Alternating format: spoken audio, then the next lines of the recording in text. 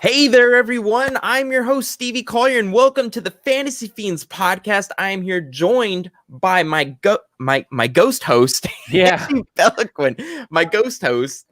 And of course, we are honored to have the amazing, the awesome S.A. Klopfenstein, who, yes, that is his author name, which is freaking awesome. I go by Stevie Collier, which I thought was hard, but Klopfenstein is an amazing name because you are not going to forget it. It's Frankenstein mixed with R.L. Stein. God, that's my right. screen is just filled with stuff. So, Steve, do you want me to call you Steve or S.A.? Call me S.A. Just kidding. Yeah, I just used the initials because Stephen Klopfenstein was just like, I've already got a huge last name, and if I throw in the full first name, it's just going to take up half the cover. So I thought you looked kind of Mexican. Not white at all. I don't get white from you. Yeah. Mexican. So, all right, S.A., tell us a little bit about yourself. So I write young adult epic fantasy. The Shadow Watch series is my first series, and that's one that's going on right now. I also teach high school English and mythology, which is pretty fun. So that's my day Are you job. kidding me? Yeah. You're just going to pass over that like that's not a big deal. Okay. Yeah. It was a smooth flex. I'm not going to lie. Yeah. Mythology's fun. English, usually people are like, oh, that must be kind of hard. I have a question for you later on, so don't let me forget, but please go on. Okay. If he asks about your favorite color of underwear, just ignore him. Sorry, not if, when. And your favorite texture, so start thinking about it. Furry, I get it. That's mine. Real rabbit fur. Stevie, I told you it was a bad idea. It's not a bad idea. It's hold on, let me grab her. There, oh nope, that's the lights.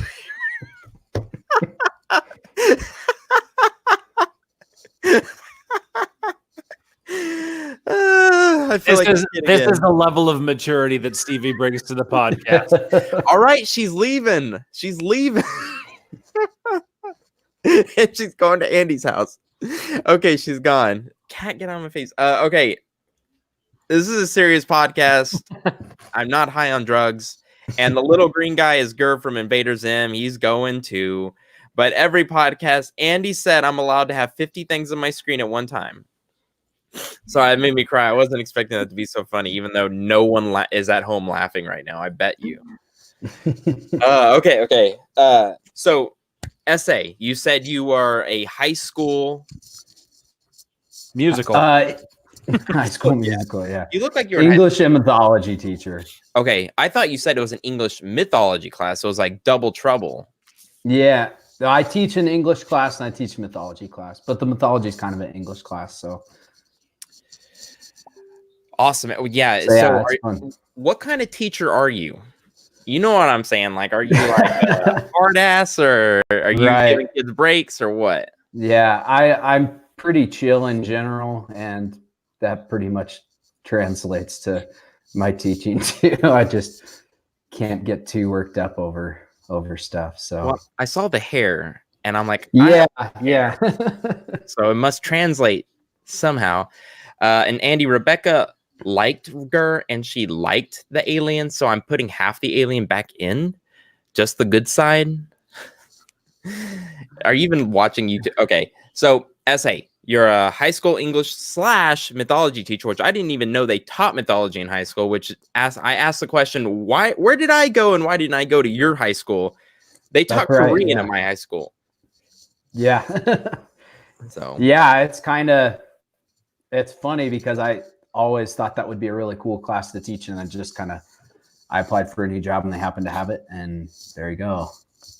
Nobody else wanted to teach it, and I was like, I would think you'd be fighting for that job, but all right. Yeah. What mythologies do you teach? All of them, or do you teach some of them? No, we do a little bit of. We spend a little time kind of looking at, especially like creation myths all around the world, and then we settle in mostly with Greek and Norse. Cool.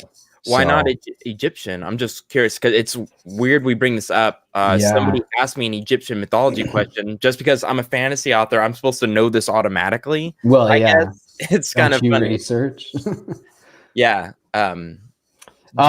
So Egyptian, mostly I just don't know as much about Egyptians. So I went with what I know more of, I guess. And yeah, so it's kind of, those are like sort of the big three, I suppose. That while we're on this topic, just real quick, it's a quick question. Do people still believe in mythology? Do some people still choose to believe that there are these people on Mount Olympus and stuff like that? From what I understand, there's like very small, like, I mean, you can find somebody who believes anything. So that's true. There's like little pockets maybe, but I thought it'd be more like, you know, teenagers trying to stand out and be different and like have cliques, and that's like their reason. Kind of like cronies. Interesting. So I've heard of a little bit, but I think it's very, very small. Awesome, man. Well, cool. So it's a new thing where we're actually asking the authors kind of a little bit about them, backstory. When did you start writing and why? I started writing when I was at college during my undergrad, and I had thought, well, I wrote a couple of stories in high school and like had this idea for a novel that was like this terribly cliched like secret society thriller thing that I wrote one chapter for, and was like, I have no idea how to write a novel. And that was it. I never returned to it either. Was it fantasy or? No, it was like, I don't know, like Dan Brown or / National Treasure with secret societies. Or so you picked something like really hard. Yeah. Okay. I mean, and then I was like, I'm going to write epic fantasy, and that's easy. So easy. Yeah, easy. Yeah, no. It's only 110,000 words plus. Yep. It's weird. We did the same exact thing. I wrote a short story in college, and I started writing in college, and then I emailed Andy and thought he was this god, which he still is. Obviously, if you've seen his cover on Facebook, he is a god because he got that cover. He managed it. But then he emailed me back. I'm like, oh my god, a small peon like me and an author has emailed me. It's kind of funny what you think back then. I mean, I still think of it. Get out of the way with this cat butt. That's cool though. So, SA, what we do every week is we talk about something cool, some cool news that's come up in our life. It's to show something interesting about your life to our viewers, as well as to keep them in the loop of what Andy and I are doing. Sure. Andy's is always business related, and mine is always disappointing. So, just kidding. So who wants to go first? I can go first. Good. Take it away, Stevie. Okay. Take it away. Could I do a screen grab? As long as you don't grab the screen. What? Terrible wordplay for the win. Hey, that's my job. All right. So I started painting recently. Let's see Stevie's screen. Hey, look at that. Spartacus, and his favorite toy is his hot doggy. And I painted this last night at midnight, and my girlfriend, who's an artist professionally, she draws everything on icing. So she does not photorealistic, but they own one of the top cupcake decorating companies in the world and top cookie decorating companies in the world. I don't know if I'm supposed to say it. I'll have to ask her, but she does awesome work. And she explained to me that to fix the pig nose, there's a way to do a dog nose in cartoon style. So I learned how to do that. And the hot dog mustard up here, that's actually 3D texture. So like I made it like a dot so you can actually feel it. I was really proud of it. I enjoyed it, and I didn't take myself too seriously, and I got something interesting, I think. And SA's like, what the hell is this? It's a white Siberian Husky. It's my dog. No, I see that. It looks like a blue Siberian Husky, Stevie. Well, when you don't have white and you don't know how to paint white things because you're a noob, like use the white space.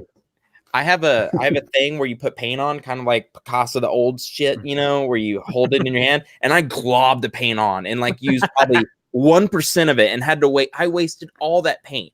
So there's a steep learning curve. So I'll stop my screen share. So that is my big news. I started painting. I had a mental breakdown after Las Vegas. Had an amazing time, met a lot of people, but it's not my type of place. To a lot of people, it's high energy. To me, it's low energy because of the gambling. I was asked to sell drugs, like a plug, like 4 times, and I was asked to buy drugs. And one time, one of the guys asked me to buy drugs, and I was like, no, man. And I was so tired. I was like, do you have a business card? I asked him if he had a business card. You know what he told me? He's like, fuck off. You look 70. He looks 70. And told me that. I was like, he could probably whip my ass. So I'm going to slowly back away. Don't mess with. But I'm so glad to be back. So glad to be back. Those conferences, they're always really good. Like they end up providing a lot, but they're very exhausting. Very yeah. And it would have been fine if it wasn't for all the drug problems. I just can't handle that. I'm not used to that, even though I'm from LA, but people aren't walking around trying to sell you drugs in LA. It just bothered me after a time, and being away from home and my dog, I'm so glad to be back. So good news is Las Vegas was a huge success. SA, Andy, highly recommend it. And I want to talk to Andy about throwing like a big shindig at the next year's convention, and then to set up maybe some meet and greets with fans and stuff. If you want to come to Vegas, we'll go throw axes. And I won the axe competition. Nice. Yes. Nice work. It was fun. So sorry, I had a lot to say because I did go to Vegas. It was interesting. $500 down the drain. Well, it was an investment, but so that is my cool thing for the week, and I'll shut up now. Awesome. Steven, what about you? So really funny that you bring up Vegas, because I was there too. And I was. You were there? Yeah. I didn't see you awesome. One time, and I would have noticed there. Like 1,000 people there. So weird. Yeah, it was 1,500. Was it that many? It was 1,500 people. It was their biggest this year. That's awesome. Did you go to any of the seminars? Yeah, I was there. I was at the 20 books, so I went to pretty much everything. I got there. I missed like kind of the meet and greet thing that was on Monday, but I was there for the rest of it, and pretty much just went from session to session. I was like trying to drink up as much as I could and good idea. Meet a lot of people and stuff like that. Did you go to the Mark Dawson when he had the open bar thing? No, I don't should drink have a lot anymore. Yeah, so it was pretty fun. That is cool. I actually went home as fast as I could after the seminar so I could get in bed and relax, because Jonathan Yanes, who I stayed with, he wakes up at 5:50 every morning. And it killed me. I can't do that. Andy, it's like, oh, that's nothing. But me, I'm a 10 o'clock guy. So, and the good thing about this podcast is I'm brutally honest. I'll tell you how it is, but that's cool, man. It was awesome. It was I've been to a couple riding conferences, but nothing quite like that. It was awesome. And I mean, they're all motivating. It was super motivating. I've been like on fire for the last few days since I've been back. Picked up a lot of motivation and just tips on marketing and how to be more productive with my time. And so it was a lot of fun. Cool, man. What about you, Andy? So I got 2 good newses. The first good news is that I finished the rough draft of Cerberus Book 2 today, which means getting to work on, prettying it up, making sure that everything, filling out all the descriptions and stuff. And, hopefully by early next week at the latest, I'll have it ready to send off to beta readers, which is great because, that means I can start work on book 3, and it's been fun to work on that. And then today on my author Facebook page and in my Facebook group and in my newsletter, I sent out the prequel, the 50,000 word prequel. It was supposed to be sort of a short story novella, which of course grew out of control. So around 50,000 words. It introduces how he basically got from a drug addicted washout to the government hitman that he ends up, that we meet in the beginning of the series. So it's a very good story, chronicling sort of his journey out of the depths of drug addiction and the sort of wallowing in self-pity after he's basically incapacitated, trapped in a wheelchair. So it's a pretty fun story. It's a good journey, and it sets up the world. It paints a nice little picture, and the cover was so cool. It looks like he's shooting down the police spaceships, which is just awesome. Dude, I have to say, I've seen a lot of covers, and I know you're going to disagree with me, but it's a toss-up between the one you just put up, and my heart still is with the Hunter series, book 1, the black cover, him holding the blade. That one was pretty cool. When I first saw that, that's the first book I saw. I saw it on Goodreads. It was suggested to me. It was like my number 1 suggestion. And I instantly clicked favorite it because I was like, this is epic. I love the cover. And I was sitting in crime fiction class writing my very first short story. Well, I should have been writing. Or listening rather. But awesome. So it sounds like, man, we all had a lot of cool shit to talk about. All right, so today we are talking about the 4 pillars of morality. And before we move into that essay, why don't you tell us a little bit about your series? Sure. Yeah. So, like I said, it's a young adult epic fantasy series, and essentially it's set in this world where there was kind of an ancient a big war that occurred several hundred years ago, and essentially they tried to eradicate magic afterwards. And it centers around this slave girl who grows up in this empire, and they hunt anybody who reveals themselves to have magic, and she ends up having magic, of course, and everything kind of goes crazy from there. For her, she gets involved with a rebellion that is trying to bring magic back to the world and essentially resist this empire. Meanwhile, kind of her best friend gets conscripted into the military for this empire, and so she and her best friends basically get pitted against one another. In what unfolds from there, without giving too much away beyond that. Awesome. And it is a female protagonist for people who can't see the cover and are listening. Mm-hmm. And God, I bet they had an awkward time listening to that very first part of the episode. I could not contain myself. If you didn't see it, it was a half-naked robot lady I had dancing across my screen. God, that sounds horrible out loud. It just sounds super stupid. Anyway, well, awesome. So, Essay, was it your idea for the Pillars of Morality?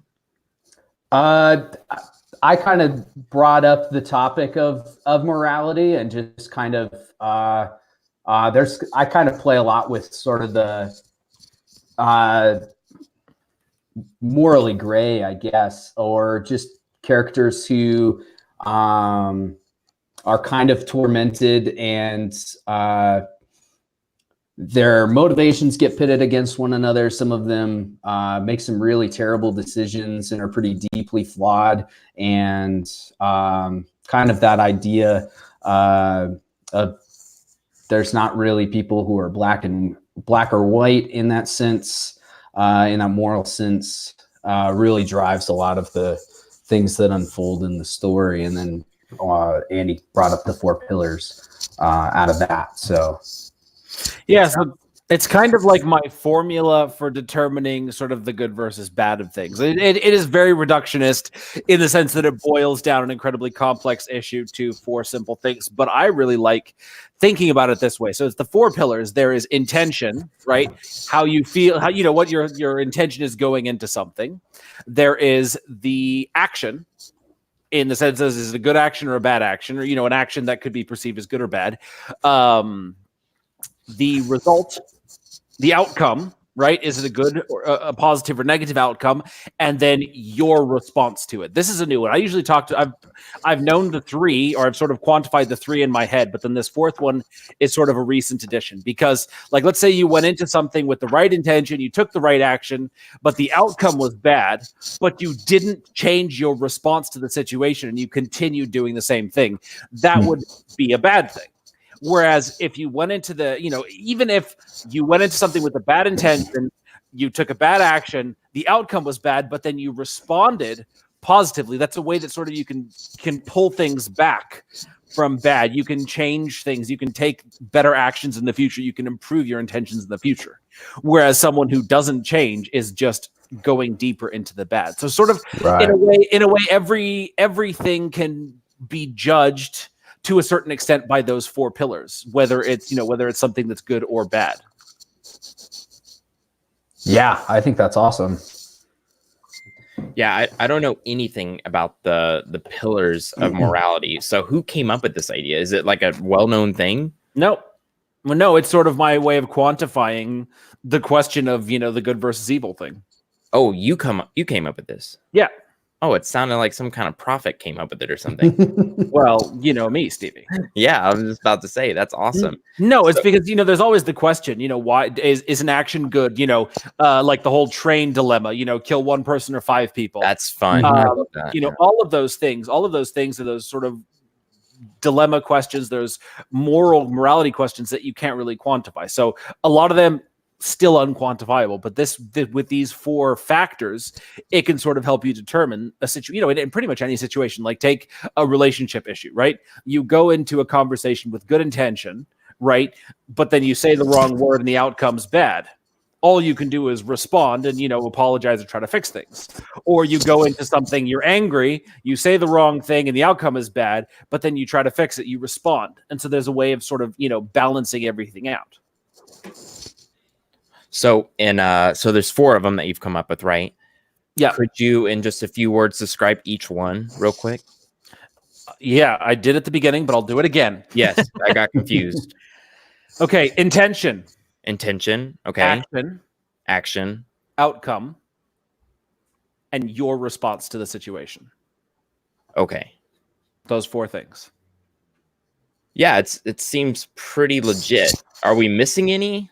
I mean, there may be. I just added your response to the situation in the last couple of weeks or months because I was thinking about it while I was driving one day, the sort of deep driving thought that you get. And I was thinking about, if an action can be judged that way. And then that idea of, well, you can go into something with the best of intentions.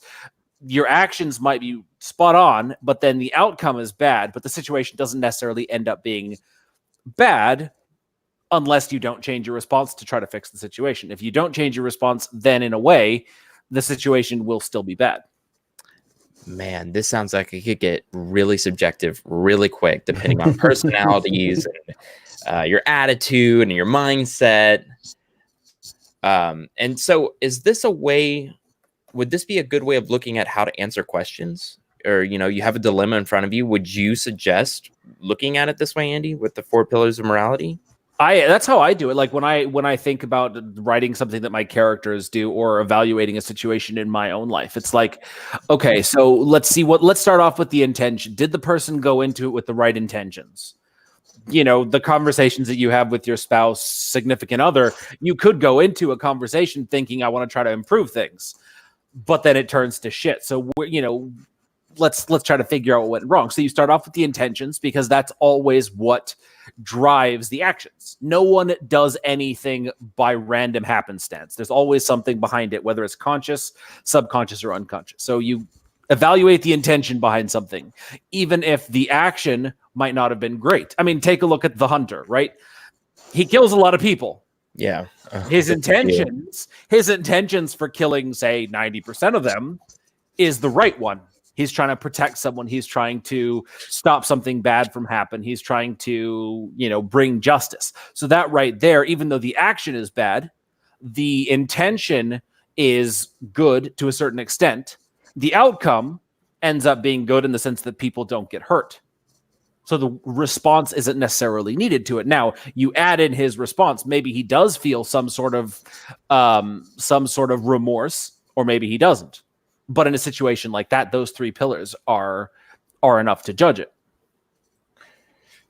You are the most logical person I know, Andy. Seriously. I don't think this way, but I like the idea of it. Yeah, I like the idea of it too. I definitely don't think quite that analytically with that's the word for with it. a lot of those things. So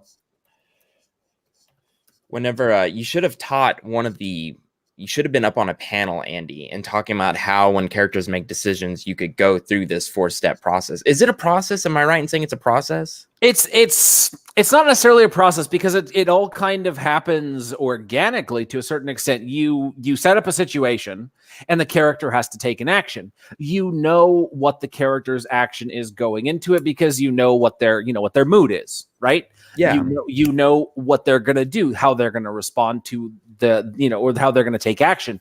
Then the outcome, it's sort of a logical, follow the steps. Here's what happened.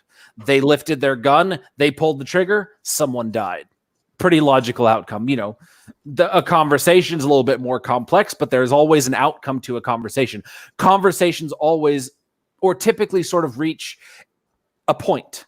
There's always, whatever, or at least in books, conversations are there up until a certain point when some important information is delivered, or whether it's something that is relevant to the story, some fact the character needed to know, or some emotional thing about the character, that what they're feeling. There's always sort of this culmination of the conversation. Or at least that's how I think of conversations that, they're there for a purpose. They get to a certain point, and then there can always be the trickle off. There's the sassy rejoinder as the character is running away or whatever it is, but there comes to be that point. And so then that's the outcome.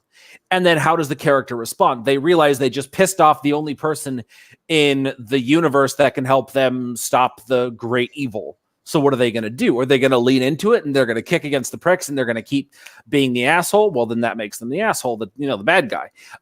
If they try to salvage the situation, they respond positively.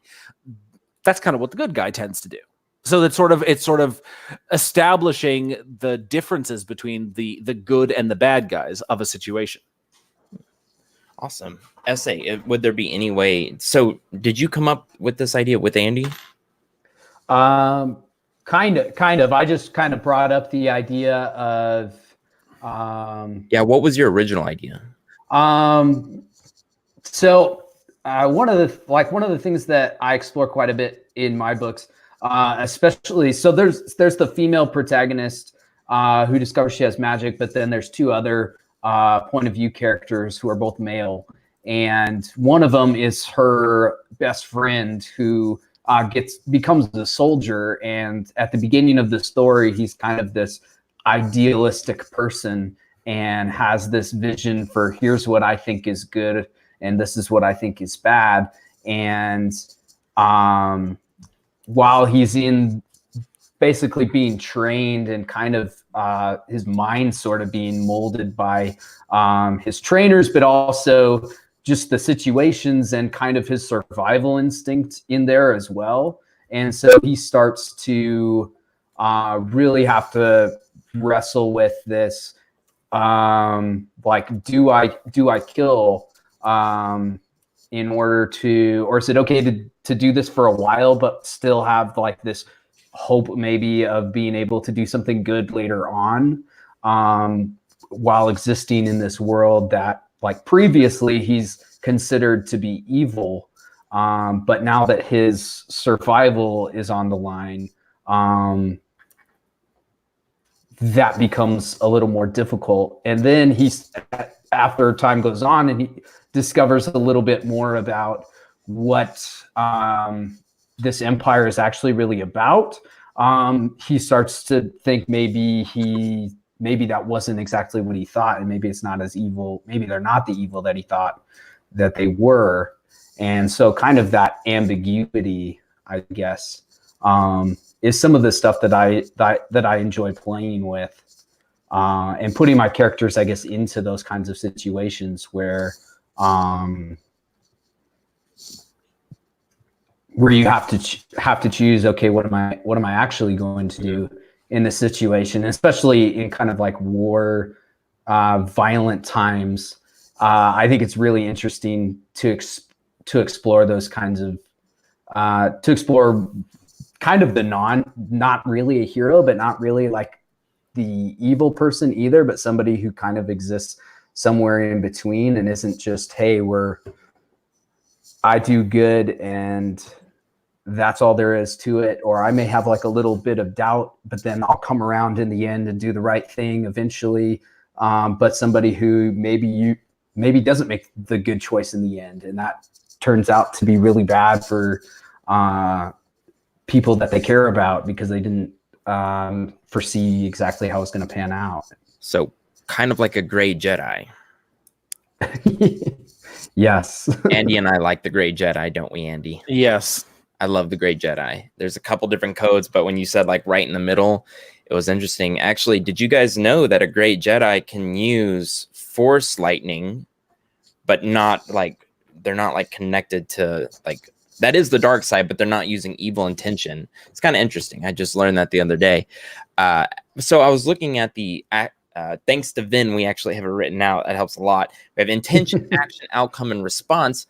Well, morality is a huge theme in I Am Mecha. The name is changed, by the way, to I Am Mecha. So what happens is Jack learns that they're using this shadow technology to steal the energy from a sun. And yeah, he wants to kill terrorists. He wants to, get rid of the terrorists, but he doesn't want to kill all the civilians and stuff. I mean, we're talking Hiroshima kind of thing, but a whole planet worth of people, babies, and non-fighters and people who don't agree with the war. So he finds that, once the sun, we cover up the sun, this whole planet's going to die. So let's look at it. Oh crap.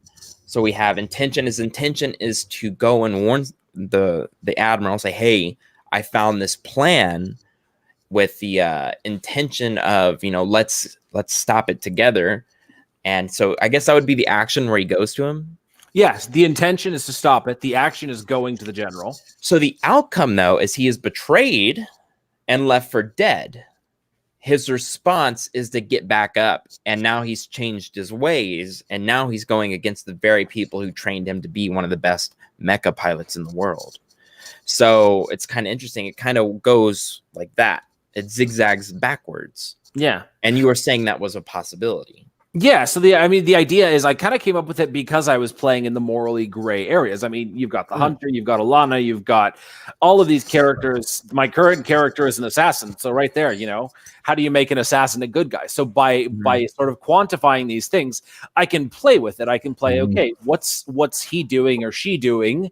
Why are they doing it? What is the outcome of it? And how are they going to respond to it? And it's sort of a way of walking myself. And then, of course, the readers through the same process, because readers will kind of get it on a subconscious level, what's actually going on.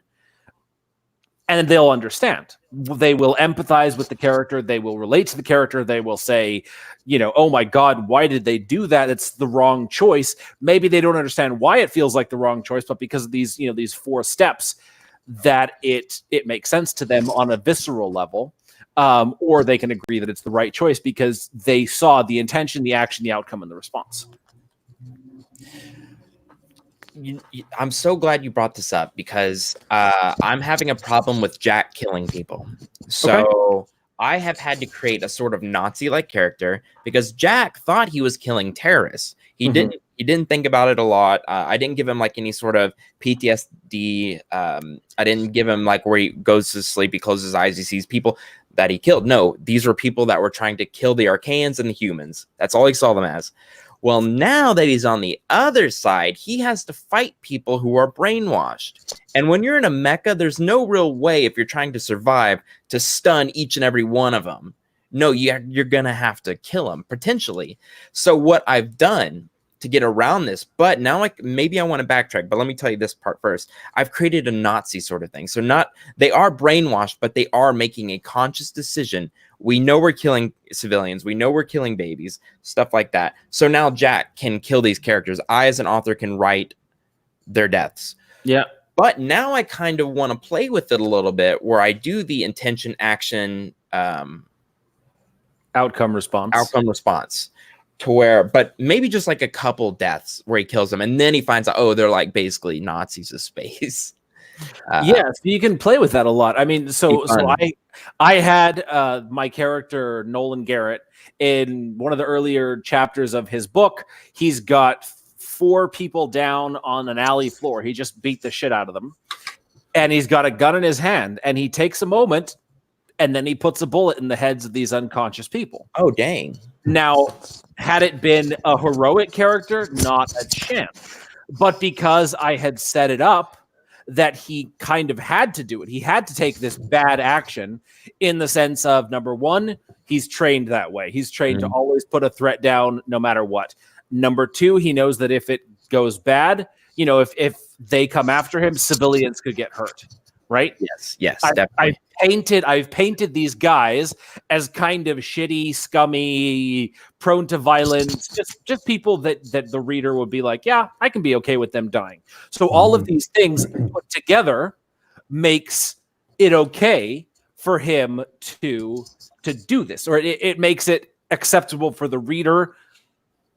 They can get on board with it. Now, had it just been, had it been the friend who he'd talked to and, dropped some credits into his cup of beggar a few minutes ago, totally different scenario. But because all of these factors were set into place, you can be okay with that. So as long as you can justify it to the reader, you can play with the intentions, right? Maybe the actions that these Nazi people are taking aren't necessarily bad, but the intentions are bad. That's true.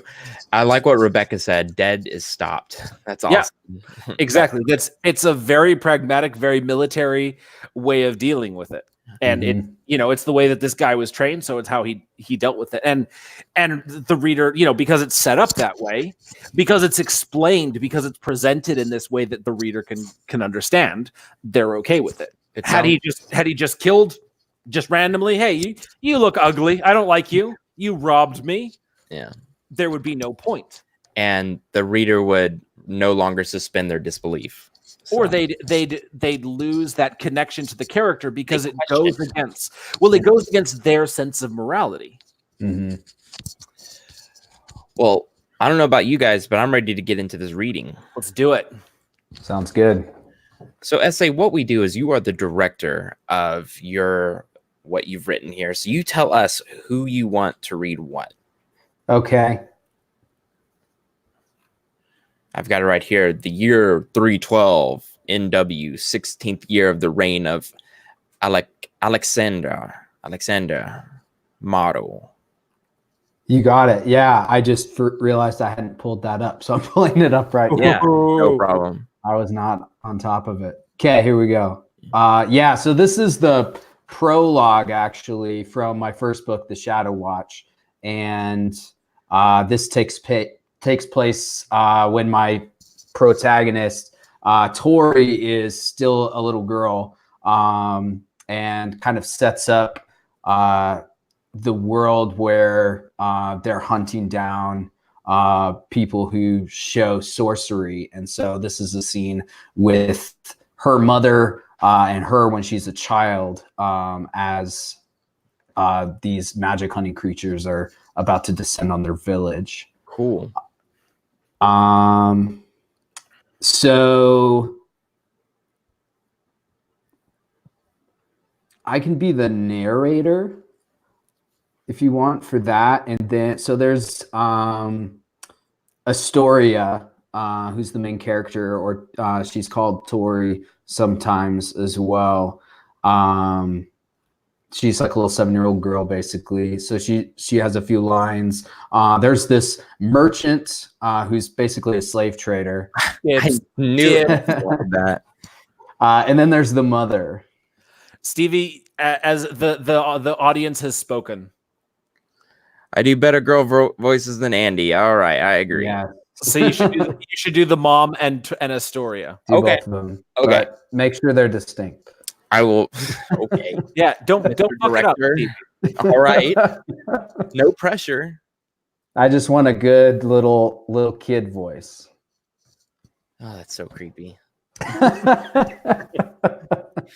I'm good to go when you guys are. Okay, here we go. The year 312 NW, 16th year of the reign of Alexander Maro. The mother could feel the creatures in her mind, searching, probing, scouring, desperate to unveil what remained hidden to them in the city of tents. She gripped her daughter's hand tight, so tight she could feel the throbbing of her daughter's heartbeat in her palm. Little Astoria did not know why her mother had snuck her out of their tent in the middle of the night. She did not know what creatures might lurk behind the skin of any one of their tribesmen, waiting to crawl out and devour her. Together, mother and daughter crept through the city, weaving from shadow to shadow. The mother prayed the creatures would not find her until her daughter was safe, but the sun goddess of the Yanavi had turned her face from the world. Astoria yawned, then covered her mouth with her tiny hand. She's only 7 summers, thought the mother. It pained her to think of what she had to do, but she could not keep her daughter a secret any longer. It was not safe. Astoria did not know what hunted her because she did not yet understand the new world. She did not know of the ancient vows that had been sworn by ancient rulers, nor of the vile creatures that had been molded by them, molded for only one purpose, to eradicate Astoria's kind from the world. Fear wrapped its fingers around the mother's throat, and she held still. She could sense the creatures again. They were searching all across the makeshift city upon the steppe. They had sensed magic, and they would not leave until their hunger was sated. It did not matter that the Yanavi were no longer part of the empire. The creatures did not abide by treaties or boundary lines. They knew only the purpose for which they had been bred. Astoria had used magic, and they had come for her. A tenuous cloud slithered across the sky, shrouding the twin moons of the new world, a blessing from the gods. The mother imagined the sisters were whispering to her as they cast the world in shadow. She could almost hear their voices on the wind. Be brave, good mother. Be swift. The mother seized the moment and hurried down the dark lanes through the labyrinth of tents, tugging her daughter along behind her. Astoria shivered. Her tiny hand trembled in her mother's palm. Astoria wore only a cotton shift which barely reached her knees and left too much of her bony shoulders bare. The mother wished she had thought to grab her daughter's cloak, but there had been no time. Such a lovely thing, her daughter's magic, an innocent thing. Astoria had used her gift for good. She had saved the boy, but the creatures came for her all the same. The cloud passed, and the sisters rejoined their 1,000 daughters in their night-long dance across the sky, bathing the tent city in iridescent light. But the momentary darkness had been enough. At the edge of the Yanavi tent city, the mother reached the tent she sought. The flap fell behind them, shielding them from watching eyes, though the creatures relied upon another sense. The mother felt their minds again, but she would not have to ward them off much longer. Her daughter was nearly safe. The merchant was so burly he seemed to fill the tent. His smile was crooked like his heart, the mother had no doubt. Her own heart shuddered at what she had to do. Sweat beaded from the merchant's bald, fat head. Piercings lined the left side of his face from jaw to earlobe, threaded by a golden chain. His robes were blue like the glaciers of the mother's homeland, woven of fine silk, and she knew he had not attained that wealth from dealing in spices. Who's he? Astoria muttered sleepily. The merchant grinned, but he let the mother explain. He's an old friend, my dear. He's going to look after you. You must go with him. Realization dawned on Astoria's face. Her eyes widened, her lips trembled. Go with him where? Somewhere safe. You're coming too? The mother shook her head. The merchant's chest heaved with silent laughter.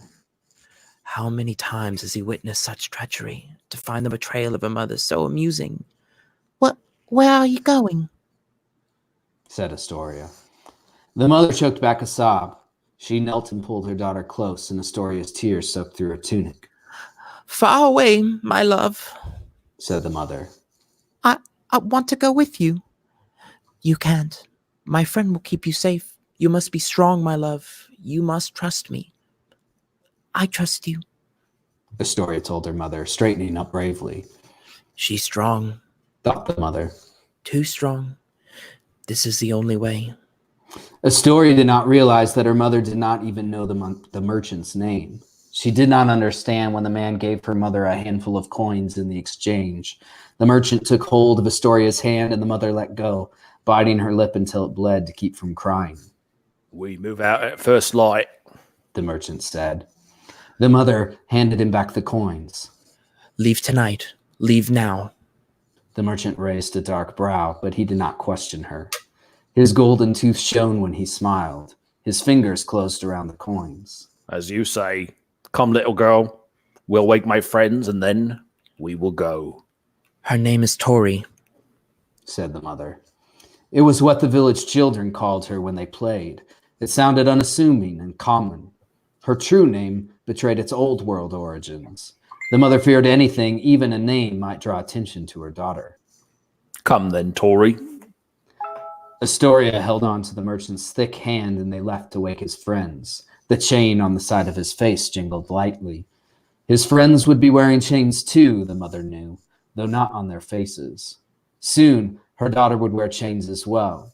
Astoria looked back one last time, her tawny face streaked with tears. The mother managed a feeble smile. Be brave, my love.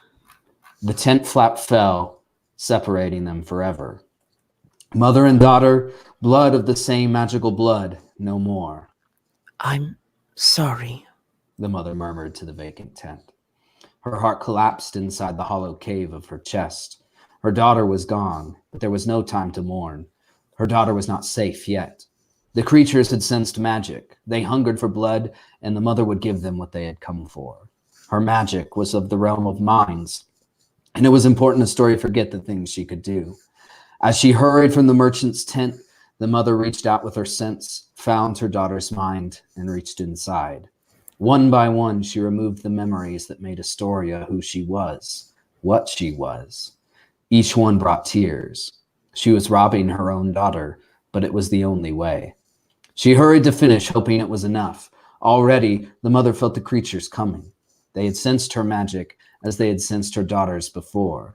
But this time, the mother opened herself to their sense, and their minds washed over her, pulsing with hunger and anticipation. They had crossed the world for this. The creatures changed their skins and flew to find her, soaring on black wings.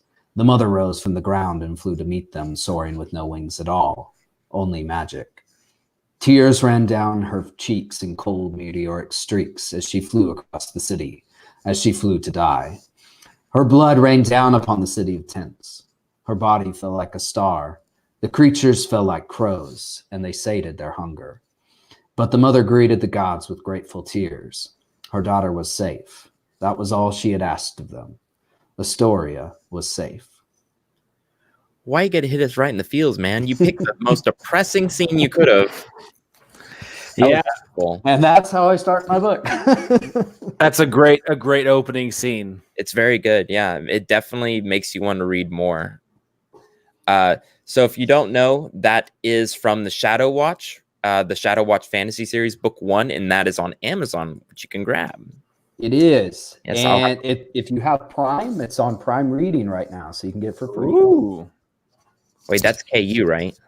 No. Well, it's in KU, but it's also a Prime Reading book right now, which just means that Prime readers can get it for free, even if you don't have KU. You can still get a Prime reader. If you have a Kindle, you can just download it. Okay, that's cool. Prime Reading. Yeah. Actually, I know someone who would really like this book. So, well, Essay, that's awesome. Thank you so much for being with us today. Yeah, I'm happy to be here. I love the podcast. Thanks, man. And where can people find you? So my website's author.klopfenstein.com. And then follow me on Amazon, or I'm on Facebook as well. And I'm on Twitter, but I've kind of stopped using Twitter because it's such a depressing place. Yeah, I could see that.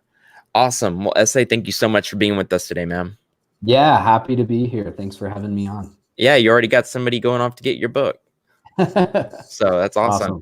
Andy, anything else we need to talk about today?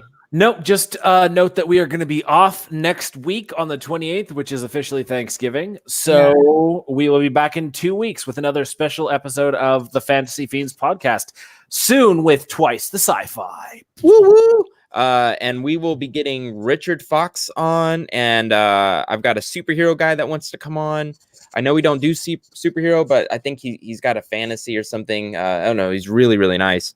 So got a lot of cool people lined up. Did I say Chris Fox or Richard Fox? Richard. Okay, good. I meant Richard Fox. And Chris Fox wants to come back on too. So awesome. yeah, we got a lot of people that want to come hang out. So that is it for this week's Fantasy Fiends podcast. We hope you enjoyed your stay here with us today. And also happy Thanksgiving to all of you. I know that Andy and I are super grateful for all of the subscribers. And if you hit that like button, we'd be even extra grateful. We really appreciate that. We've been blowing up in the YouTube algorithm. So again, we're super grateful. Guys, we love you all and we hope you have an amazing night. We'll see you in 2 weeks. Bye. Get that cat. Get that